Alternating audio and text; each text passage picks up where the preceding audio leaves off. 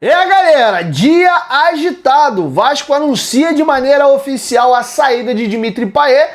Ao mesmo passo, anuncia também o seu novo diretor executivo, o português Admar Lopes. Você vai conhecer aqui a carreira do profissional e vai ouvir a minha opinião. Afinal de contas, foi positivo ou negativo a contratação do mesmo? E também, David e Estrela começam a treinar junto com o grupo e nutrem aí boas expectativas para a torcida do Vascão da Gama. Essas e outras informações vocês vão ouvir após a vinheta. Antes, se tem uma coisa que a gente aprende desde cedo com o Vascão da Gama é que aquele jogo que tá difícil, que tá apertado, dá para virar. E no mundo dos investimentos, a gente sempre precisa dar os primeiros passos. E a Mercado Bitcoin tá aí para te facilitar esse seu início no mundo dos investimentos. Você abre a sua conta em menos de 5 minutos, faz um investimento de R$50 em qualquer ativo e ganha de volta um crédito de R$25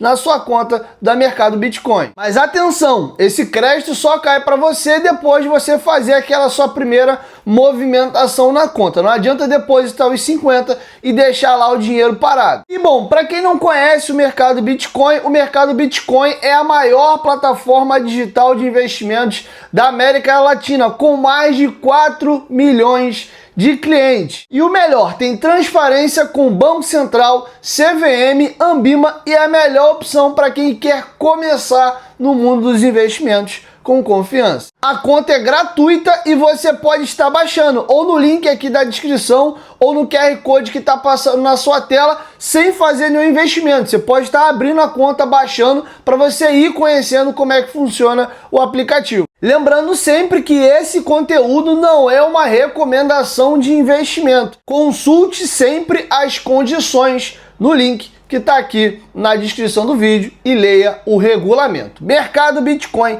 parceira do canal Futebolaço.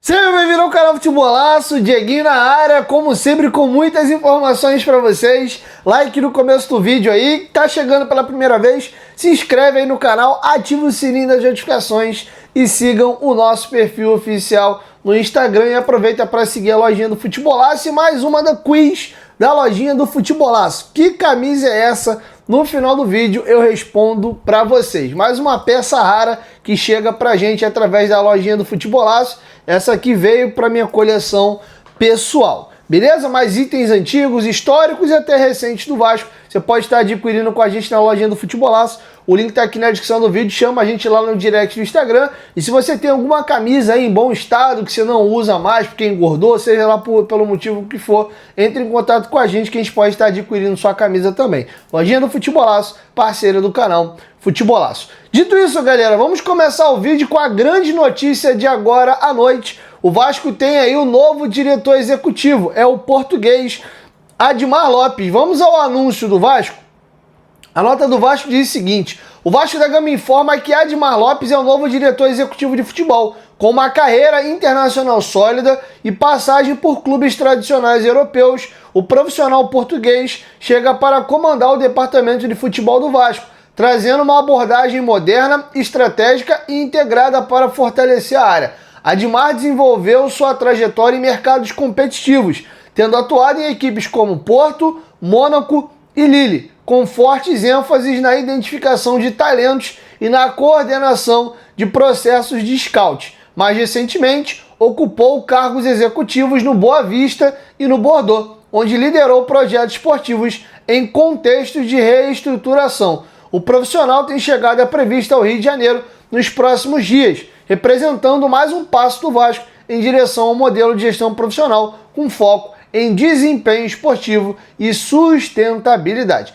Essa é a nota do Vasco. Eu queria trazer para vocês aqui o currículo e a ficha técnica do Admar Lopes. Ele começa a carreira dele como observador, né, como uma espécie de olheiro para captar jovens talentos ali para o Porto, e ele fica lá de 2009 até 2014. Beleza? De lá ele se transfere para a equipe do Mônaco, trabalha lá de 2014 e 2016, fazendo o mesmo trabalho, como observador. Porém, em 2017, ele sai do Mônaco e vai para o Lille, já como coordenador de scout. E ele fica no Lille de 2017 a 2020, percebe? Sempre passagens longas aí com os trabalhos dele. Depois ele vai para o Boa Vista de Portugal como diretor de futebol. É a primeira vez que ele de fato é um executivo ali e o cara que faz de fato as contratações. Ficou uma temporada de 2020 a 2021 até receber um convite do Bordeaux, que para quem não sabe, o Bordeaux é ex-campeão francês, uma equipe tradicionalíssima fundada em 1881, que nesse momento teve a sua falência decretada. O time chegou agora à 4ª divisão e teve que encerrar as atividades, mantendo só as divisões de base. Eu vou explicar para vocês já já essa história. E como diretor de futebol do Bordeaux, ele ficou de 2021 até 2026. E aí já queria até pegar essa primeira situação aqui do Admar para explicar um pouco do contexto do Bordeaux. Quando você vê, o Vasco está contratando um diretor executivo de um time de 4ª divisão da França, te assusta, né? Mas vamos entender o que aconteceu com o Bordeaux. O Bordeaux cai em campo da primeira divisão francesa para a 2ª divisão e ao chegar na 2ª divisão, ele termina a temporada na 12ª colocação. Porém, o Bordeaux, a gente sabe que na Europa não é bagunça, tem essas questões de fair play, você tem que apresentar garantias que você tem condição de continuar ali com as suas atividades, e eles, extra-campo, tiveram uma punição ali de que eles não tinham condições de manter financeiramente uma equipe na 2ª divisão francesa. E a punição que eles receberam da federação foi cair da 2ª para a 3ª divisão. E ao chegar na 3ª divisão, o Bordeaux olhou para as suas contas, para a sua questão financeira e decretou falência. E ao decretar falência, você vai ali para a última divisão, tá? As atividades foram encerradas, eles encerraram todos os contratos dos jogadores profissionais, mantendo apenas ali as divisões de base. Não é que o Bordeaux vinha fazendo uma temporada esportiva atrás da outra horrível e foi caindo da primeira para a segunda para a terceira para a 4ª. Não, o Bordeaux vem de uma crise financeira absurda que fez com que quando chegou na 2ª divisão e ele tenha terminado o campeonato pelo meio da tabela, ele sofreu sanções aí administrativas e foi caindo de divisão até chegar ao ponto do próprio clube falar, cara, vou decretar a falência e vou fechar as portas, tá? Então essa é a situação do Bordeaux, aonde o Admar trabalhou de 21 até 2025. Beleza? E eu vou pegar um trechinho pequeno aqui de um tweet que o companheiro Lucas Pedrosa fez, que ele pega aqui um trechinho da apuração que ele fez que conta um pouco da trajetória do Admar. Vamos aqui ler. O português iniciou sua trajetória em 2009 no Porto. Sua principal função era achar novos talentos. Reconhecido no mercado, chegou ao Mônaco, da França, time que revelou grandes talentos como Mbappé. Lá Admar era considerado o braço direito de Luiz Campos, um dos maiores diretores de futebol e mais conhecidos do mundo. Isso é verdade.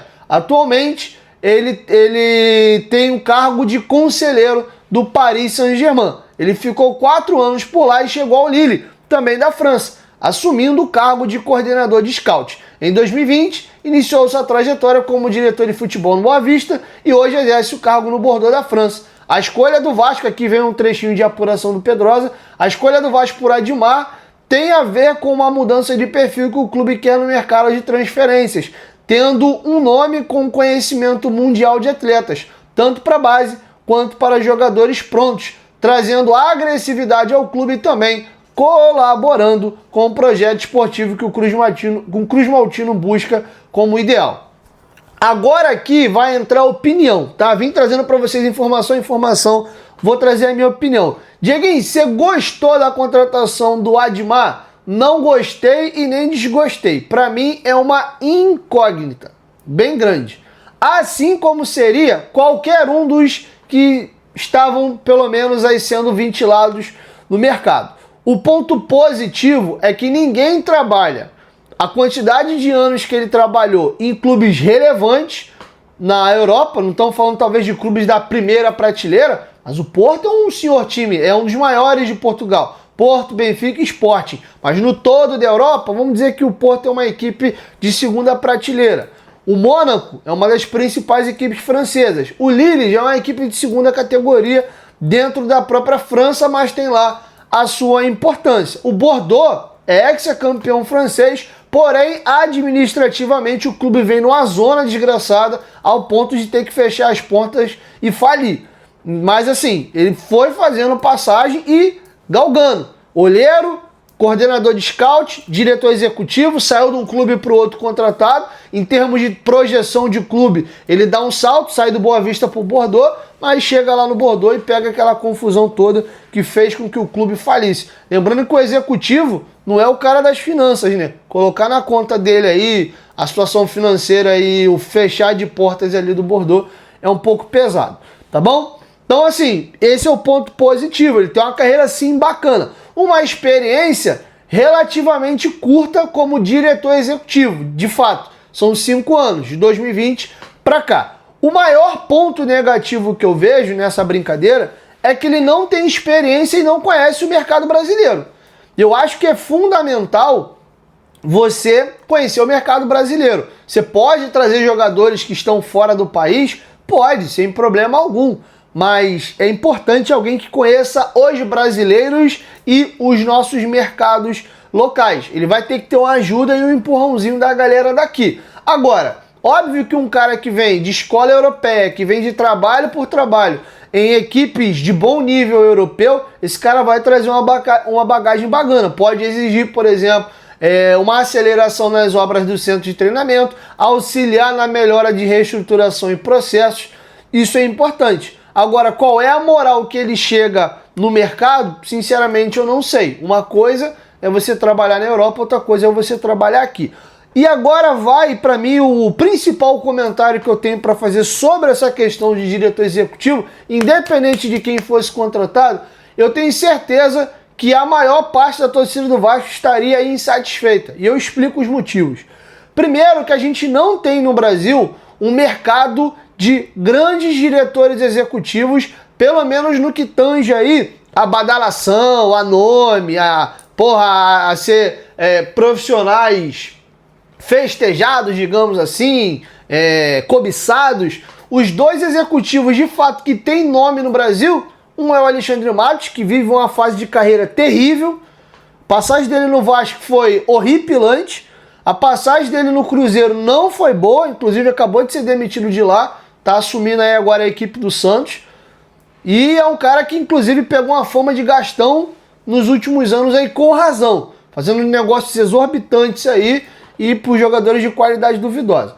O outro, que esse você tem pouca crítica, é mais um cara mesmo aplaudido e reverenciado, é o Rodrigo Caetano. E o Caetano é diretor hoje da CBF. Ele vai disputar uma Copa do Mundo com a seleção daqui exatamente um ano e ele não vai largar a seleção para vir para cá. Então, assim, não dava. Um tá empregado e acabou de sair daqui e o outro tá lá na seleção. Qualquer outro nome, e vamos falar dos especulados, o Bruno lá que estava trabalhando no Fortaleza, que teve a primeira oportunidade de diretor executivo no Fortaleza, teve muita rejeição. O período dele lá no Fortaleza foi curto, ele foi demitido. O Freeland tá 3 anos aí na Série B com o Avaí, não consegue trazer o Avaí da segunda para a primeira divisão. Trabalhou aqui no Botafogo e tal, mas era um nome com muita rejeição. Um outro nome um pouco mais conhecido, na verdade até bem conhecido, já trabalhou no Fluminense, trabalhou no próprio Vasco. A última passagem destacada que eu me recordo dele foi naquele Santos, vice-campeão da Libertadores, pro Palmeiras aqui no Maracanã, é o Ximenes. Mas o Ximenes hoje, por exemplo, trabalha no Joinville, que é uma equipe hoje aí menor no futebol nacional. Tem sua importância, sua relevância no sul do país, mas é uma equipe que hoje nem figura sequer na Série B do futebol brasileiro. Então, as opções de executivo no mercado são escassas. Independente de quem fosse contratado, a reclamação seria grande. O único nome que eu acho que viria aí a galera, pô, maneiro, era o Caetano, cara. Tinha o Spindel lá, que tá no Flamengo, mas fica meio ali como quase que um auxiliar ali do Boto. Viria com aquela chancela de, pô, trabalhou no Flamengo aí, o Flamengo é vitorioso nos últimos anos, pode ser que dê certo aqui. Mas o chefe scout do Vasco foi contratado sendo tirado do Flamengo para vir pro Vasco. E aí ele consegue fazer o mesmo trabalho no Vasco que ele fazia no Flamengo, e aqui pra mim é a grande cereja do bolo. Cara, quando você tem um clube rico, com capacidade de investimento, com projeto esportivo e com moral no mercado, é uma tenta ser diretor executivo. Ou pelo menos facilita muito o seu trabalho. Então assim, contratar, gerir no Flamengo, é tranquilo, cara. Só tem que ter um olhar clínico bom, saber fazer a negociação. Mas os jogadores hoje, gostando a gente ou não, quase que se ajoelham para jogar no Flamengo. Os grandes brasileiros, os jogadores de mais carreira e renome internacional quando voltam para o Brasil, Alexandre, Danilo, Davi Luiz, Jorginho agora que estava aí, Chelsea, Arsenal, seleção italiana, veio para o Flamengo. Gostando a gente ou não, é a realidade hoje aqui do futebol brasileiro. Então é tranquilo trabalhar lá. Agora no Vasco, por exemplo, o mesmo scout que era do Flamengo não tá conseguindo. Agora eu te pergunto, ele que é um profissional que não é qualificado, ou é o Vasco que não dá a estrutura para que ele consiga indicar os melhores jogadores para ser contratado? Por que no Flamengo dava certo e aqui não dá? Quer um outro exemplo? Hoje o Anderson Barros, que é campeoníssimo no Palmeiras, passou no Vasco e no Botafogo. Você tem saudade da passagem do Anderson Barros no Vasco? Você lembra que o Anderson Barros foi executivo do Vasco? Então assim, volto na brincadeira. É muito mais fácil você trabalhar em equipes com dinheiro, tá bom? Com dinheiro, com renome e principalmente que o jogador queira ir pra lá. Não, eu vou. O clube, vai brigar por coisa grande, tem estrutura, vai pagar salário em dia, eu vou chegar para ser campeão, eu quero ir pra lá. E aí facilita todo o rolê. O Vasco tem que ter um processo de convencimento para provar pro cara que ele tem que vir pra cá. É complexo a situação, tá bom? Então tá feito aí o registro para vocês. Quero te ouvir, deixa agora a sua opinião aqui embaixo nos comentários. Essa é a informação. Admar Lopes é o novo executivo do Vasco. Vou esperar ele trabalhar para me dar aqui a minha opinião. Mas me preocupa o fato dele não ter experiência no futebol brasileiro e também de não conhecer tanto o nosso mercado. Mas qualquer um dos outros que fosse contratado, eu também ia ficar meio assim, pelo menos das opções aí no mercado, ele é que tem um currículo pelo menos mais interessante, mas faça essa ressalva de ser alguém que não conhece o nosso mercado, beleza? Deixe sua opinião aqui embaixo nos comentários. Galera, vamos virar a chave agora e vamos pro próximo, né? Falei igual a Cebolinha, pro próximo bloco aqui. O David e o Estrela, tá passando para vocês aí um print na tela, foram vistos treinando aí no CT Moacir Barbosa junto com os jogadores, ou seja, eles estão muito próximos aí do retorno, já estão correndo com o grupo, fazendo atividades. Acho que para o jogo do São Paulo não, mas creio que são boas as possibilidades dos dois estarem disponíveis aí para o retorno pós-Copa do Mundo de Clubes, que é daqui a mais ou menos um mês, meado de julho. Creio que a gente deve ter os reforços aí do Adson, do Estrela e também do DVD, tá bom? O Vasco não se pronuncia, não fala sobre o caso. Vamos aguardar a cena aí dos próximos capítulos. Belezinha? Caminhando agora para a reta final, galera, o Vasco fez o anúncio oficial da saída do Payet, coisa que eu antecipei e trouxe para vocês ainda ontem à noite aqui no canal. Vamos ao anúncio do Vasco? O Vasco da Gama comunica de forma amigável que chegou a um acordo para o encerramento antecipado do vínculo com o meia Dimitri Payet. O clube agradece ao atleta pelo profissionalismo, dedicação e respeito demonstrado ao longo de sua passagem por São Januário e deseja sucesso nos seus próximos desafios. Pelo Vasco, Payet disputou 77 partidas, marcando 8 gols e contribuindo com 16 assistências. Merci, Payet, aqui é Vasco, tá bom? Passou para vocês aí o vídeo institucional do Vascão da Gama, beleza? Quem quiser saber a minha opinião é só voltar e assistir o vídeo anterior, tá bom? Então é isso, assim eu vou encerrando com vocês a nossa primeira e única edição do dia. Amanhã eu chego com mais informações. Respondendo o quiz da lojinha do Futebolaço,